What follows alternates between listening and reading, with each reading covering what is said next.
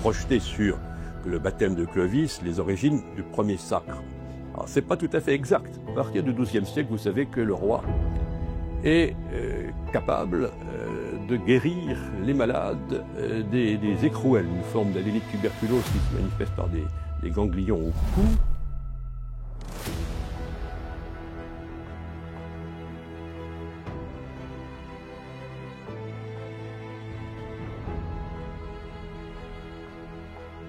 Parler du sacre des rois dans la cathédrale de Reims, c'est tout naturel, puisque vous savez que cette ville a accueilli 33 sacres de rois de France. 3 ont été célébrés dans la basilique Saint-Remy et 30 ici, dont 25 dans la cathédrale que nous connaissons, la cathédrale gothique, depuis Louis VIII en 1223, elle était encore en plein chantier, jusqu'à Charles X en 1825. 200 ans, c'était hier ou avant-hier, et de Charles X, nous gardons encore la croix et les chandeliers du maître-autel qui sont derrière moi et qui ont été offerts à la cathédrale à l'occasion du sacre. Alors pourquoi le roi vient-il se faire sacrer à Reims? Bien évidemment, il vient ici en mémoire du baptême de Clovis. Le baptistère de l'église paléochrétienne a été dégagé par les archéologues il y a une trentaine d'années. Les cathédrales successives ont été rebâties selon le même axe. Le baptistère, nous en voyons l'emplacement maintenant au centre de la nef, à peu près au niveau de la chaire. Une dalle indique cet emplacement et il est accessible au prix d'un petit peu d'effort en passant dans les souterrains de la cathédrale. C'est environ 2 mètres sous nos pieds, si vous voulez. Le baptême de Clovis a été considéré dès le haut Moyen-Âge comme un acte fondateur. Le contexte, vous le savez, c'est celui de l'effondrement de l'Empire romain d'Occident. En 476, il n'y a plus d'empereur à Rome. Ça ne veut pas dire que l'Empire romain n'existe plus, mais désormais, l'empereur, c'est l'empereur d'Orient, enfin celui qui réside en Orient, à Constantinople, on l'appellera Byzance. Et il y a encore une légitimité impériale, mais l'empereur n'a plus véritablement prise sur les événements qui se déroulent en Gaule. En Gaule, où l'Empire avait installé un certain nombre de tribus barbares comme fédérées, c'est-à-dire après avoir scellé un pacte, un fédus, ces tribus avaient reçu des terres à administrer en échange d'un service militaire. Les Visigoths occupant le sud-ouest, en gros l'Aquitaine, les Burgondes qui ont donné leur nom à la Bourgogne et leur domination s'étend au Jura, à la Franche-Comté si vous voulez, et puis les Francs qui vont nous intéresser davantage, les Francs qui sont dans le nord de la Gaule, de notre actuel pays, et puis le Benelux, la vallée du Rhin. Et c'est à partir de ces royaumes francs que commence l'aventure que je vais rapidement évoquer. Les Francs, eux, n'ont pas rompu les liens avec Rome. Visigoths et Burgondes ont dénoncé le fédus. Ça veut dire qu'ils ne se reconnaissaient plus comme sujet de l'empereur et qu'ils pouvaient laisser libre cours à leurs ambitions et au développement de leur territoire. La Gaule était alors menacée d'éclatement. Il revient aux Francs, il revient à Clovis, qui a été proclamé roi à Tournai en 481, de rétablir un ordre romain. Un ordre romain rétabli d'abord par les armes, par la conquête. Mais cet ordre romain est aussi, et c'est ça qui nous intéresse dans notre sujet, un ordre chrétien par la conversion de Clovis, à une date qu'il n'est pas facile de préciser. Tous les érudits ne sont pas d'accord, entre 498 et 508. Je laisserai planer le doute. Ce qui compte, c'est que l'événement autour de 500 a été effectivement riche de prolongements pour notre histoire. Il y a eu, cela, les historiens sont d'accord là-dessus, un long cheminement de Clovis vers cette conversion. Il était resté païen comme ses pères. Les rois germaniques passaient pour descendre des dieux. Abandonner cette géologie divine pouvait être dangereux. Il a fallu être prudent. Il y a eu bien sûr les exhortations de son épouse, chrétienne, catholique, Sainte Clotilde, de l'évêque de Reims, et nous avons une lettre dès l'avènement de Clovis où Saint-Remy, évêque de Reims, salue son avènement et lui donne des conseils de bon gouvernement. Pourquoi? Parce que Clovis, proclamé roi à Tournai, se trouve dans le nord de la province, dont Reims est la métropole. L'évêque métropolitain, on ne dit pas encore archevêque à cette époque, est l'ecclésiastique du rang le plus élevé. Et il est donc l'interlocuteur naturel, si vous voulez, sur le plan religieux, de celui qui est le chef civil et militaire de la région.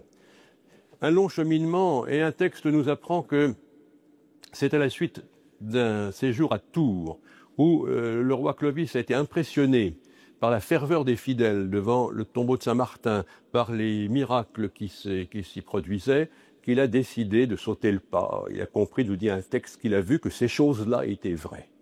Et il demande le baptême, célébré ici à Reims, pour les raisons que j'invoquais tout à l'heure, le rôle officiel de Saint-Remy, et sans doute aussi les liens qui ont été tissés entre les deux hommes dans cette cathédrale. Et il est baptisé dans la foi catholique, la foi énoncée par le credo de Nicée. Nous parlons beaucoup cette année aussi, c'est-à-dire qu'il confesse en Jésus un Dieu né du vrai Dieu, engendré non pas créé, consubstantiel au Père. Et ça n'est pas un détail, car Visigoth et Burgonde étaient déjà chrétiens, mais adhéraient à l'arianisme, c'est-à-dire ce qu'on appelle une hérésie. Pour faire très simple, Arius avait réduit le Christ à un fils adoptif du Père, appelé à sa divinité après avoir accompli la mission qui lui était confiée. Ça change complètement le rapport, évidemment, entre les fidèles et le Christ. Ça a été un événement décisif. Clovis aurait été converti à l'arianisme. Visigoth plus Burgonde plus Franc, ça veut dire que celui-ci gagnait la partie. Et au contraire, en se convertissant à ce que nous appellerons le catholicisme, il permet à celui-ci progressivement de l'emporter. Certes aussi, il y a ces combats militaires, mais il y a un cri du cœur, c'est celui de l'évêque de Vienne Saint-Avite qui, après le baptême, lui écrit « Votre foi, c'est notre victoire ». Et effectivement, Clovis va pouvoir s'appuyer sur les évêques catholiques gallo-romains et cela facilitera grandement l'assimilation des Francs dans la société gallo-romaine, déjà très largement convertie au christianisme, il faut bien sûr le rappeler.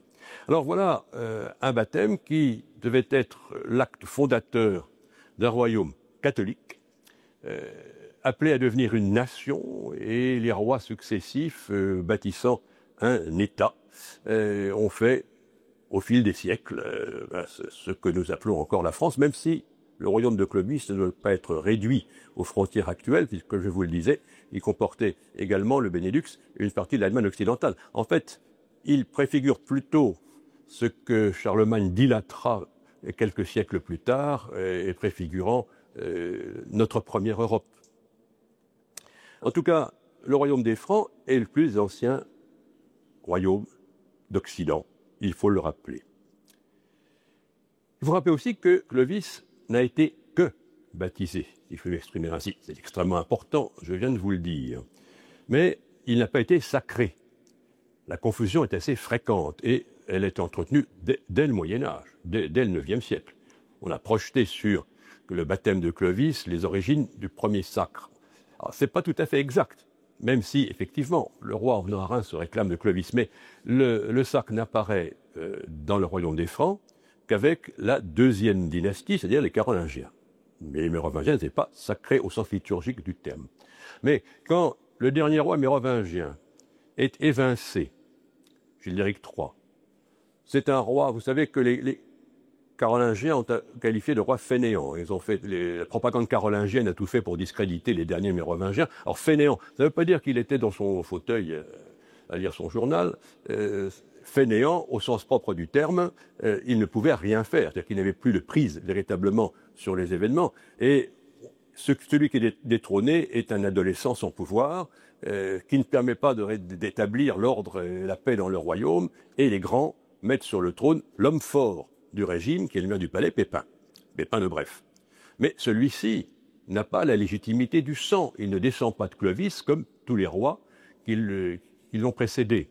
Il lui faut une autre légitimité, et c'est alors que les évêques présents à Soissons, la scène se passe à Soissons, 751, recourent au sacre. Alors, ils n'ont pas inventé le sacre. Les Visigoths en Espagne y avaient eu déjà recours auparavant, mais surtout, bien sûr, les origines, nous les trouvons dans l'Ancien Testament.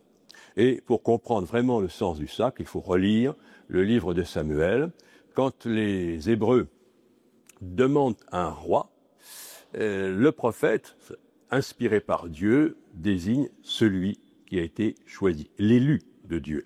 Nous voyons ces récits pour Saül, qui, comme vous le savez, tourne un peu mal, puis David, et là c'est très clair, quand Samuel se présente à Jessé, qui a 7 garçons, celui-ci lui présente les aînés, qui sont des grands costauds. Ah non, c'est pas lui, jusqu'à ce qu'on a cherché le petit dernier qui gardait les troupeaux, le petit David, et la voix de Dieu dit à Samuel, c'est lui, donne-lui l'onction. Ces textes sont très clairs.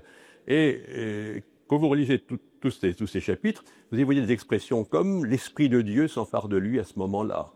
Dieu lui change de cœur. Il devient un autre homme.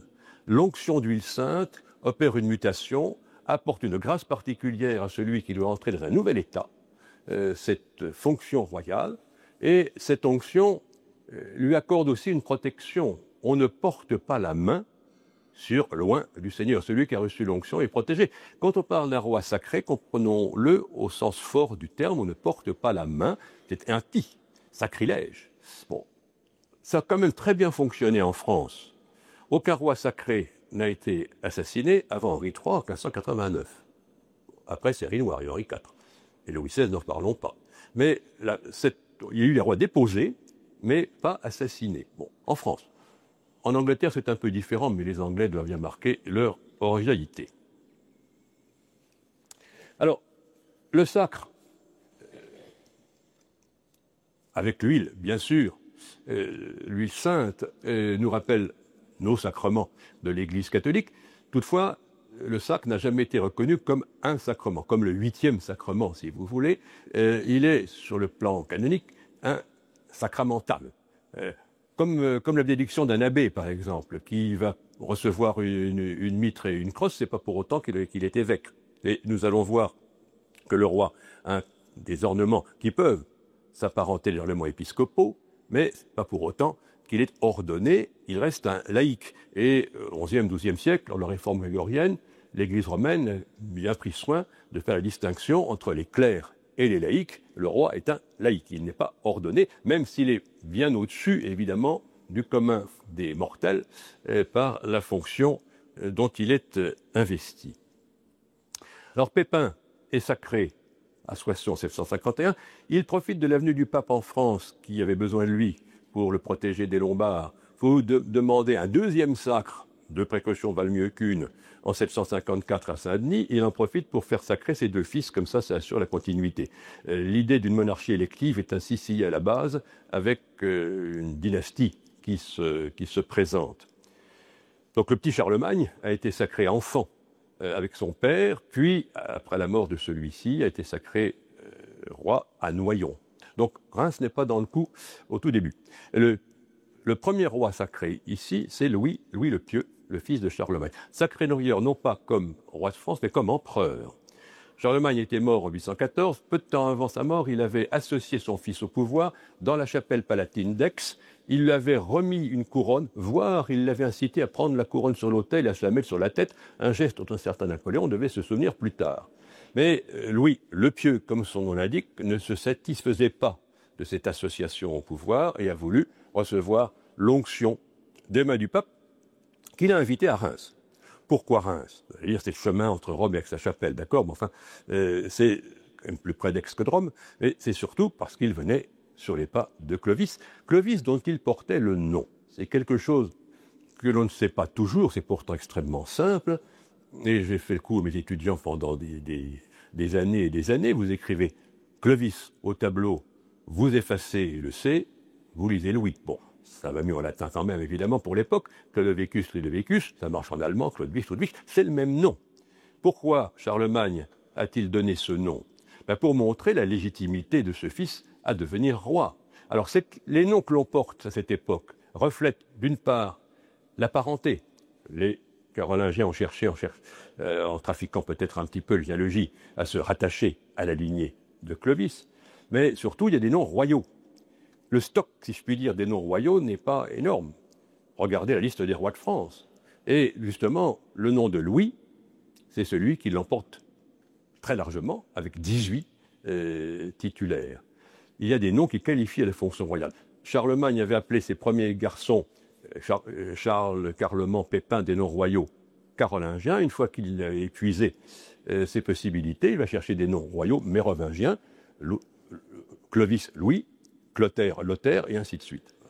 Donc Louis est un nouveau Clovis, et il l'écrit lui-même à l'archevêque à l'époque, qu'il vient là où un autre roi du même nom que lui a été jugé digne de l'onction baptismale, et il rajoutera après de l'onction royale, car on commence très tôt à projeter, comme je vous le disais tout à l'heure, sur le baptême de Clovis, les origines du sacre. Alors, cette association est renforcée encore par la légende qui se développe à partir du IXe siècle de la Sainte-Ampoule, cette fiole remplie d'un baume à l'odeur suave, et qui aurait été apportée par une colombe le jour du baptême de Clovis, et que l'on conservait dans le tombeau de Saint-Remy, l'abbatiale, qui lui est consacré et qui est toujours debout. Cette Sainte-Ampoule était amenée en procession à la cathédrale pour chaque sacre, et on pouvait dire ainsi que le roi était oint de la même huile que le fondateur. C'était aussi une manière de marquer la continuité de génération en génération. C'était l'huile fondatrice, si je puis m'exprimer ainsi. Cela a permis aussi aux clercs de rendre compte du pouvoir thaumaturgique que l'on attribue au roi. À partir du XIIe siècle, vous savez que le roi est capable de guérir les malades des écrouelles, une forme d'alénie de tuberculose qui se manifeste par des ganglions au cou. Alors, il y a dans ce miracle royal bien des éléments pré-chrétiens.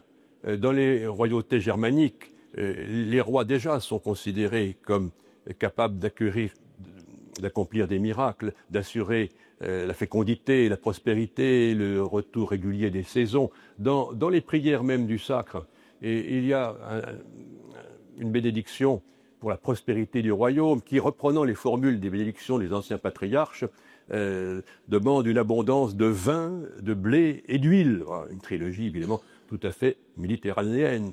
La fécondité, voilà, et donc la santé. Alors, le roi touche les malades. Le roi te touche, Dieu te guérit.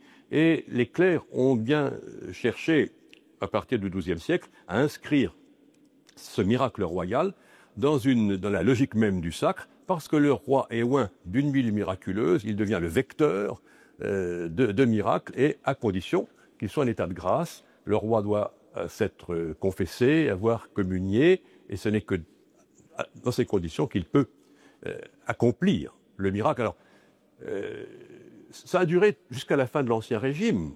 Le roi touchait les malades après le sacre, mais ensuite, pendant son règne, lors des grandes solennités, Louis XIV encore touche à Noël, à Pâques, à la Pentecôte, jusqu'à 3000 personnes.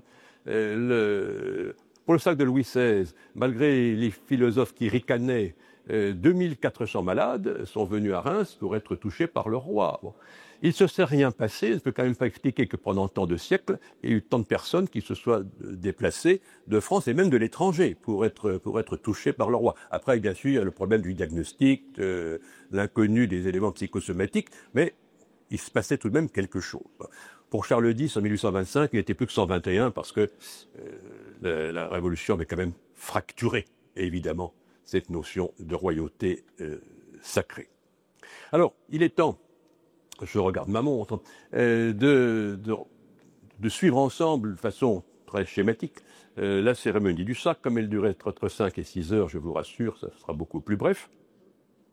En reprenant ce qu'on appelle les ordines, l'ordo, c'est le rituel. Celui-ci s'est enrichi à partir du IXe siècle, progressivement, jusqu'au XIIIe, pour se stabiliser. À partir de la fin du XIIIe, XIVe, le rite du sacre ne bouge plus jusqu'à Louis XVI, dont Charles X a dû le retravailler forcément dans le contexte d'une royauté constitutionnelle. Mais il y a une grande permanence dans cette cérémonie, qui a lieu un dimanche ou un jour de fête solennelle, pas un jour de semaine ordinaire. Le roi arrive à Reims, de son lieu de résidence, qui à la fin de l'Ancien Régime va être Paris ou Versailles, la veille. Il rentre, est accueilli à la cathédrale par l'archevêque, en général il assiste aux vêpres, et ensuite il y a une veillée de prière, qui nous rappelle la veillée d'armes du chevalier avant son adoubement. Le roi se pénètre évidemment de la fonction qui va lui être conférée le lendemain. Puis il va se reposer un peu au palais archiépiscopal qui jouxte la cathédrale, et de bon matin, à pointe du jour, se place le rite du lever royal, qui est documenté dans nos sources à partir du XIVe siècle, qui est extrêmement intéressant à rappeler. Le roi gît, au sens propre du terme, il est couché sur un lit de parade. Ça nous rappelle tout à fait les gisants que nous voyons aujourd'hui encore à Saint-Denis. Et le roi est réveillé véritablement par deux, il ne dort pas, par deux évêques qui le prennent par les aisselles pour le remettre debout. Ça montre que la royauté ne meurt pas. Le roi ne meurt jamais. Comme l'a écrit l'historien Kantorowicz, il y a deux corps du roi. Un corps physique, mortel, comme tout un chacun, mais un corps moral, qui lui est immortel. Le roi ne meurt pas. C'est ce que dit d'ailleurs cette formule qu'on trouve à partir de la fin du Moyen-Âge. Le roi est mort, vive le roi. La royauté se transmet automatiquement à son héritier, le sacre venant après lui donner les onctions nécessaires à l'accomplissement de son état. Donc le roi est réveillé, remis debout, véritablement, par les évêques, pour être amené ici dans la cathédrale, où il est accueilli par l'archevêque et son chapitre. Il prend place devant le maître-autel, l'essentiel du sacre étant au plein milieu du sanctuaire, à la croisée vraiment de la nef et du transept, cette croix que dessine la cathédrale dans son plan. Et c'est sur l'autel que sont déposés les insignes royaux qui, à partir du XIIe siècle, sont conservés à Saint-Denis et que les moines de Saint-Denis amènent. Couronne, épée, les éperons, cèpe, la main de justice. C'est aussi sur l'autel que l'abbé de Saint-Remy va déposer la Sainte-Ampoule qui est amenée depuis l'abbatiale. Premier acte du sacre, un serment. Un serment sur l'Évangile. Serment en latin, sacramentum. Il faut le prendre très au sérieux. Un serment qui apparaît à partir de l'époque carolingienne, où le roi jure d'abord de respecter les libertés de l'Église, et ce qui veut sous-entend leurs privilèges. Les évêques ne se sont pas oubliés dans la rédaction du serment. Et ensuite, il y a des dimensions très intéressantes de bon gouvernement, selon le cœur de Dieu. On pourrait résumer ces serments royaux par trois mots: paix, justice, miséricorde, un engagement très fort qui doit conduire l'action royale. Les formules sont fort longues, je vous en dispense. Puis, premier acte véritablement, le roi se dépouille. C'est une scène assez impressionnante, on la voit sur certains manuscrits, donc par exemple le Rodo de Charles V. Le roi quitte ses vêtements, il garde une simple tunique. Et il y a un commentateur du sacre, Jean Golin, qui écrit à la fin du XIVe siècle: quand le roi se dépouille, c'est signe qu'il abandonne l'état mondain de par devant pour prendre celui de religion royale. Il abandonne l'état mondain, l'état ordinaire, si vous voulez. Il va prendre un habit. Je crois que la meilleure comparaison qu'on puisse prendre, c'est celle du religieux ou de la religieuse qui abandonne son costume civil et prend l'habit de son ordre monastique, et étant béni, effectivement, à ce moment-là, il y a une mutation qui se perd véritablement et le roi va changer d'état. C'est ce que montre ce dépouillement. À partir du XIIe siècle, l'époque où on exalte la chevalerie, apparaît dans le sacre la remise des éperons d'or et de l'épée, avec de nombreuses prières encore qui rappellent à quel point cette épée devrait être tirée pour la justice, pour le bon droit. Une épée d'ailleurs que le roi reçoit et dépose sur l'autel avant de la recevoir à nouveau, ce qui montre bien effectivement le lien entre la volonté divine et l'exercice de ce pouvoir qu'il a entre les mains. Comme dans toute ordination aujourd'hui, diaconale, sacerdotale, épiscopale, le chant des litanies. Le roi se prosterne, l'archevêque à côté de lui, pendant que l'on invoque les saints de l'Église, les saints du royaume de France. Puis, ce sont les onctions. L'archevêque a pris la sainte ampoule, il en extrait avec une aiguille d'or une toute petite parcelle, un grain de blé au mieux un petit pois, et qui s'est desséché, c'est un baume qui est devenu adhérent aux parois, et qu'il mélange dans du Saint-Crème frais, les saintes huiles consacrées au jeudi saint précédent, pour procéder aux onctions qui sont multiples. Il y a une onction sur la tête, une onction sur la poitrine, une onction entre chaque épaule, une onction entre les épaules et une onction aux jointures des bras. Il y en a 7 au début. Il faut rappeler les 7 dons du Saint-Esprit. Bon, on voit dans la Bible que Samuel prenait la corne d'huile et la versait sur la tête de David. On ne soumet pas le roi de France à la douce huile d'olive, mais néanmoins, vous voyez bien comment les sièges vitaux sont imprégnés par cette onction. La tête, la poitrine, le cœur, les bras. On comprend bien ce que cela signifie, n'est-ce pas? Conduire le royaume, c'est à la fois par l'intelligence et par la force physique. Une fois qu'il a reçu ces onctions, avec une tunique ad hoc qui était ouverte aux endroits spécifiques, le roi reçoit ses habits. À partir du XIIe siècle, nous les connaissons bien, ces habits bleus, fleur de lysée, ce qui n'est pas courant pour les costumes du pouvoir. C'était plutôt rouge dans d'autres royautés. Le bleu rappelle la couleur hyacinthe du manteau du grand prêtre d'Israël. Mais le bleu au XIIe siècle, l'époque quand développant la dévotion mariale, c'est aussi une couleur associée à Notre-Dame, de même que les fleurs de lys, ces fleurs de pureté, qui sont l'un des attributs de la Sainte Vierge. C'est un élément important. Avant même que la France soit consacrée à la Vierge Marie par le roi Louis XIII, il y a une forte présence de cette dévotion mariale qui se voit dans les insignes royaux. Et le roi reçoit une tunique, une dalmatique et le manteau. La tunique, c'est le costume liturgique du sous-diacre. La dalmatique, du diacre. Les évêques, il n'y a encore pas si longtemps, portaient superposés une tunicelle, une dalmaticelle et leur chasuble, c'était montrant qu'ils récapitulaient en leur personne les ordres majeurs de l'Église catholique. Et sur ces tuniques et dalmatiques, le roi reçoit un manteau qui ressemble à une chape, à la différence qu'elle ne s'agrafe pas sur le devant, mais sur l'épaule. Alors, peuvent être faites des onctions sur ses mains, comme les prêtres, et ces onctions sont protégées par des gants, et sur ces gants, à l'annulaire de la main droite, est mis un anneau. Ça nous rappelle aussi les évêques. Quand nous étions plus jeunes, nous avons toujours vu nos évêques célébrer avec des gants, et puis ils ont toujours l'anneau. Et ils ont toujours l'anneau qui, pour un évêque, marque son union mystique avec le diocèse qui lui est confié. C'est pareil pour le roi. Il épouse la France. Et il y a là des prières qui le rappellent de façon très claire.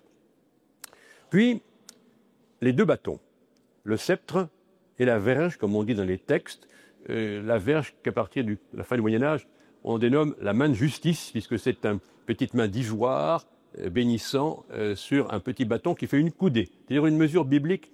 L'origine même de cette main renvoie sans doute à l'étymologie de David, qui veut dire la vaillante main. C'est le sceptre de David.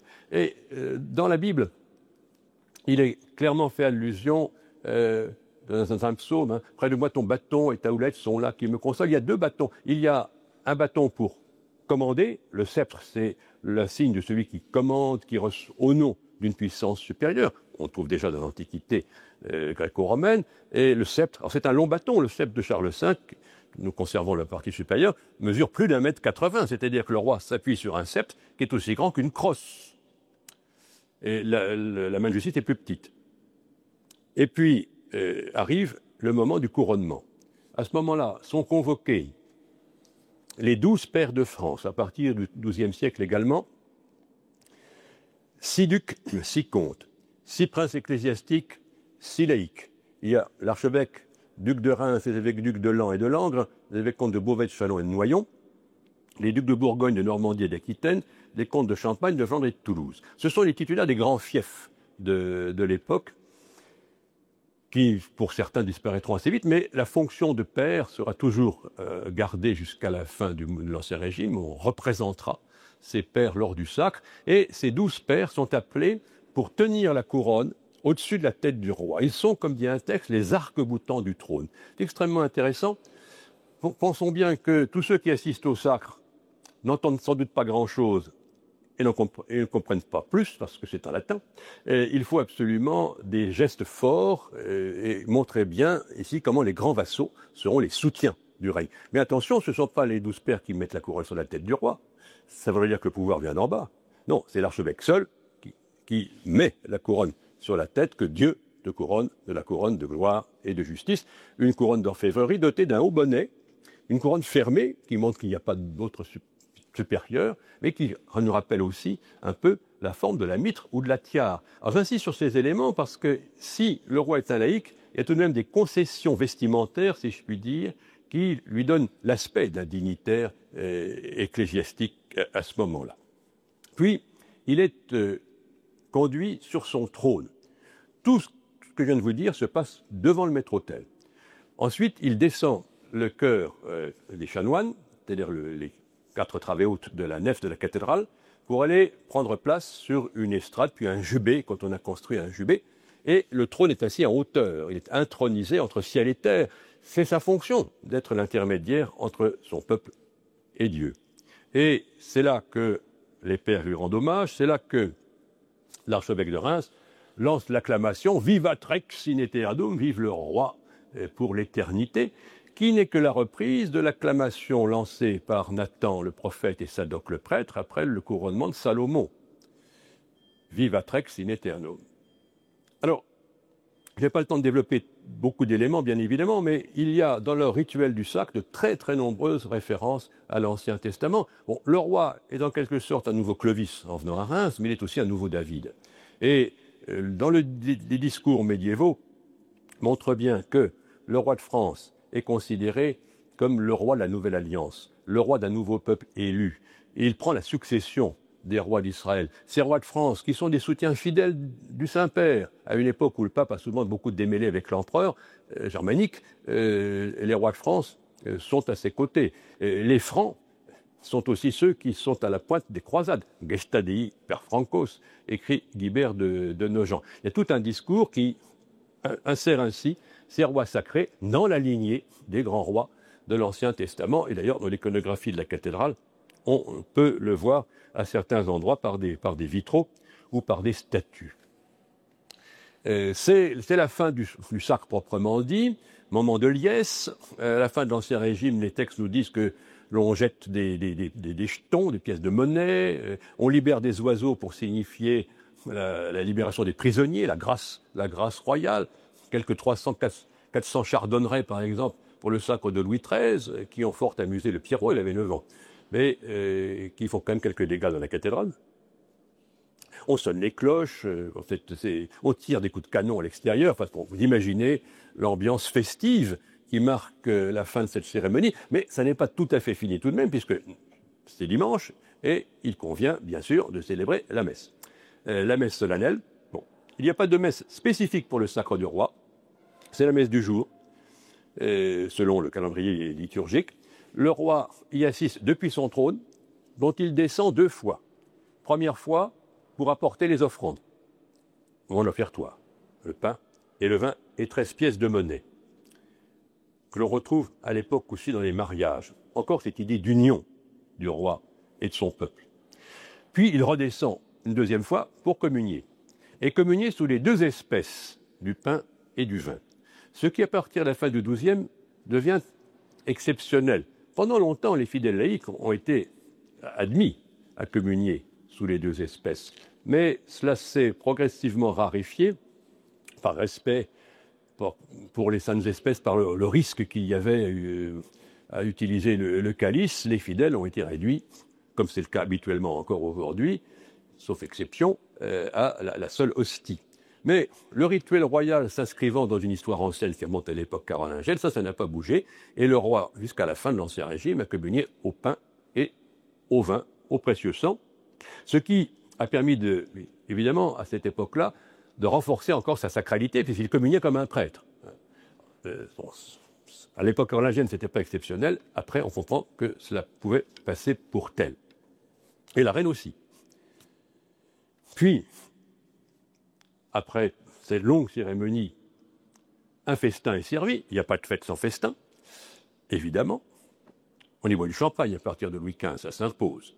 Et un festin, mais qui n'est pas que ripaille, qui reste encore une cérémonie paraliturgique. La preuve, c'est que les 12 pairs de France qui sont là de chaque côté du roi ont gardé leur costume du sacre. Les évêques sont en mitre et en chape. Si vous invitez votre évêque à dîner, en général, il n'est pas en mitre et en chape. Nous sommes bien là dans une liturgie encore. Et le roi et les 12 pairs, la scène, c'est très clair. Le roi, lieutenant de Dieu, entouré ainsi de ses 12 compagnons, qui sont en même temps les grands vassaux du royaume. Alors, on ne s'est jamais limité à ces 12 assistants, il y a quand même d'autres invités, mais la fonction est là. Alors, je viens de parler à l'instant de la reine qui communiait sous des espèces. Il faut que je dise un mot, avant de terminer, de la reine. Respectons la parité tout de même, car les reines sont aussi sacrées. Et depuis l'époque carolingienne, elles sont sacrées comme épouses. Il convient de prier pour l'épouse du roi et surtout pour sa fécondité, car on attend d'elle qu'elle donne au roi les successeurs dont il aura besoin. La reine est sacrée selon des modalités proches du sacre royal. C'est plus ramassé, c'est plus court. Et, par exemple, il n'y a que 2 onctions, une sur la tête et une sur la poitrine. Là, le lien avec la fécondité est tout à fait évident. Elle reçoit aussi une couronne, plus petite. Elle reçoit aussi un sceptre et une verge, plus petite. Et elle est intronisée à côté de son époux, mais un peu plus bas. Pas au même niveau. Mais elle est ainsi associée à la sacralité royale, et on sait bien qu'elle peut éventuellement exercer la régence si la nécessité se fait jour. Alors, parler du sacre des reines à Reims, c'est plus rapide, puisqu'il n'y a quand même pas eu beaucoup. Il y a une reine qui a été sacrée à Reims, mais après son mariage avec Henri Ier, c'est Anne de Kiev, mai 51. Il n'est pas anodin de le rappeler. En ce moment, ces liens très anciens unissant le royaume de France et l'Ukraine. Mais pendant longtemps, les rois ont été sacrés très jeunes, car sacrés des vivants de leur père. Jusqu'à Philippe Auguste inclus, le roi prenait la précaution de faire sacrer son fils avant sa mort. Comme ça facilitait la transmission du pouvoir. Une fois que, après Philippe Auguste, les Capétiens ont été solidement établis, ils n'ont plus pris cette précaution. Alors, ça veut dire que quand les rois étaient sacrés très jeunes, ils étaient célibataires. Et si la reine était sacrée, elle était sacrée au moment de son mariage. Et pour ça, pas la peine de venir à Reims, puisqu'elle n'avait pas le droit à la sainte en foule. Elle était sacrée avec lui sainte ordinaire, si je puis m'exprimer ainsi. Par contre, à partir du XIIIe siècle, le roi étant sacré plus tard, s'il est marié, il y a un sacre conjoint. Le premier ayant été celui de Louis VIII et de Blanche de Castille, ici même, en 1223. Bon. Et il y en a eu 7 en tout. Le dernier, ça a été Charles V et Jeanne de Bourmont en 1364. Après, l'usage s'est pris de sacrer la reine plutôt à Paris, à la Sainte-Chapelle et à Saint-Denis. Les derniers sacres ont été célébrés à Saint-Denis, sans doute pour mieux distinguer le sacre de la reine du sacre du roi, d'autant qu'à partir du XVIIe siècle, on l'oublie. Louis XIII, Louis XIV, Louis XV, Louis XVI ont été sacrés sans associer leur épouse. Alors les 3 premiers étaient célibataires, mais ils n'ont pas rattrapé le coup après. Et Louis XVI était déjà marié, mais Marie-Antoinette a assisté à son sacre depuis une tribune. Ça veut dire qu'on ne donne plus à la reine le rôle important qui était le sien, en même temps sur le plan mystique, si vous voulez. Bon, c'est un petit peu une maîtresse de maison que l'on place un petit peu à l'écart. Voilà. Je vais devoir conclure car le temps passe. Je vous invite, si vous voulez voir un sacre, à aller regarder en replay le sacre de Charles III d'Angleterre, il y a 2 ans et demi. Car le sacre existe encore. Et le sacre anglais est très proche du sacre français dans sa structure. Alors certes, Charles III a dû l'aménager pour tenir compte de la société nouvelle. Des prières ont été réécrites, les acteurs ont été changés puisqu'il fallait faire place à la diversité, à la parité, etc. Mais la structure du sacre, les serments, les onctions, l'armise des insignes, l'intronisation, la communauté des espèces, tout ça vit encore en Angleterre. Alors, God save the King.